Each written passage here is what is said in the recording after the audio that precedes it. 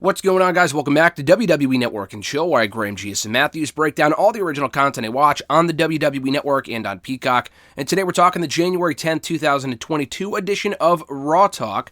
We had Jackie Redmond back this week alongside Matt Camp and the special guest host, Booker T. I think Redmond actually returned on Talking Smack on Saturday. She wasn't on Raw Talk last week, though. Back this week. To open the show in the studio, they replay the Brock Lesnar-Bobby Lashley segment that started Raw, the face-to-face interaction. Very good stuff. Matt Kim said that he was surprised that Brock was so dismissive of Bobby Lashley, but he does say that Bobby has a chance of taking the WWE Championship from the Beast Incarnate come the Royal Rumble a little bit later on this month. They also recap the Alpha Academy beating RK Bro on the show last night to win the Raw Tag Team Championship. Quite the surprise, and one that I was happy with, actually. We hear from Alpha Academy very briefly backstage. Chad Gable says, he said last week that his long list of accomplishments was going to get longer when he became Raw Tag Team Champion again this week, and that's exactly what happened. His list of accomplishments got that much bigger, he said. Otis said that Carnage is coming out of Alpha Academy in 2022, and then Chad praises Otis for pinning Randy Orton, one of the greatest of all time, something that can't be understated. He pinned Randy to win the tag team titles. It wasn't, Otis pinning Riddle, who ordinarily takes the loss. This time it was Randy Orton, which is, quite the accomplishment, quite the feat. They said they'll train for any team and that they're unbeatable. Booker T says that everything is right now for Alpha Academy. They will be the team to beat, and no team should be taking them lightly. And going forward, it's got to be back to business for Randy Orton. The hosts then talk about Roman Reigns versus Seth Rollins being official for the Royal Rumble for the Universal Championship, with Matt Camp saying that Rollins has the advantage. I think because he said he's beaten Brock for the Universal Championship twice before. The only two reigns he's had as Universal Champion came by beating Brock Lesnar back in 2019. To be fair, Roman has his fair share of wins over Brock Lesnar. He also beat Brock to win his first Universal Championship 4 years ago at SummerSlam 2018. And then he also beat Brock back at Crown Jewel. So the last couple of times that he and Brock have gone one-on-one, he has also beaten Brock. So I'm not really sure Rollins has the advantage as much as Matt Camp would like to admit or whatever. They then recap the Rhea Ripley and Nikki A.S.H. breakup, which was long overdue.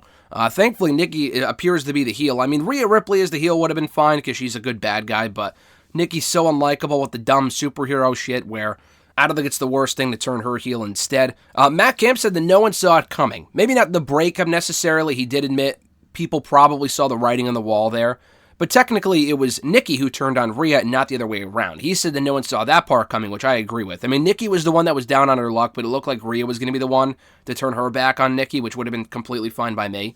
But no, it was the other way around. So it's going to be interesting to see how that kind of plays out going forward. And Matt Camp said that he wouldn't want to be the one to make Rhea Ripley mad. Now she's motivated, and she could win gold again going into WrestleMania to win the Raw Women's Championship again, a lot like she did last year. The only thing kind of standing in her way is Nikki A.S.H., and she's got to settle that first before she can go back after the gold. We hear from Nikki very briefly backstage at Raw with Sarah Schreiber, and she just it was very brief. She just said that she's still a hero to a lot of kids and then walked off. So maybe her gimmick is that she's still going to be a superhero, but like a delusional superhero, like someone, like a character from The Boys or whatever.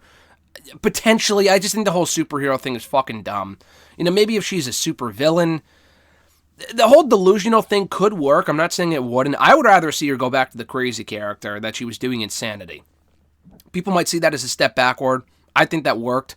They never really pushed it properly, so we would never really know if it's going to work on the main roster, but I just think the whole this whole superhero shtick is fucking stupid, so we'll see if she can make it work with a different twist on it, I guess.